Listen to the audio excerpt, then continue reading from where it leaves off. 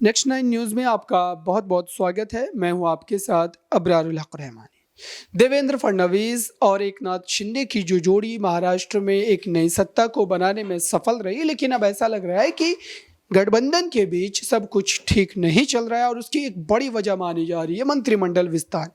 दरअसल महाराष्ट्र में सत्ता के गठन के बाद मंत्रिमंडल विस्तार तो हुआ, लेकिन उसके बाद की अगर बात की जाए तो दूसरे मंत्रिमंडल विस्तार को लेकर लगातार ताखीर की जा रही है। और साथ ही ये भी कहा जा रहा है कि पार्टी के वरिष्ठ नेताओं के द्वारा बयानबाजी का दौर तो जारी है, लेकिन आधिकारिक रूप से अगर देखा जाए तो दूसरे मंत्रिमंडल विस्तार को लेकर कोई फैसला अभी तक नहीं लिया गया है। और ऐसे में कहा यह भी जा रहा है कि पहले अगर मंत्रिमंडल विस्तार की बात की जाए तो उस समय जिस तरीके से भारतीय जनता पार्टी के विधायकों को तरजीह दी गई, उनको ज़्यादा फायदा मिला, बड़े अहम मंत्रालय उनके जो है जिम्मे में गए और जो बचे कुछ छोटे मंत्रालय थे वो एकनाथ शिंदे गुट को दे दिए गए।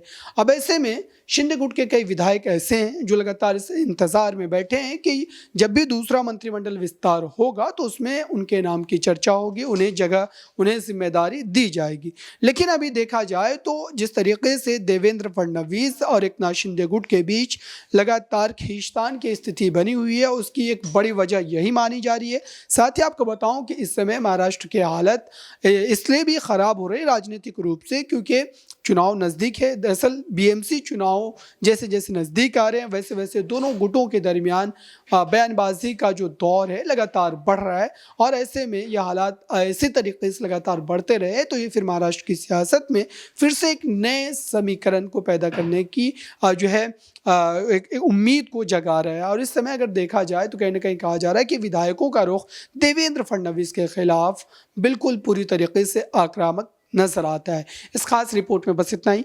देखते रहिए ताज़ा तरीन खबरों के लिए नेक्स्ट 9 न्यूज़ को। धन्यवाद।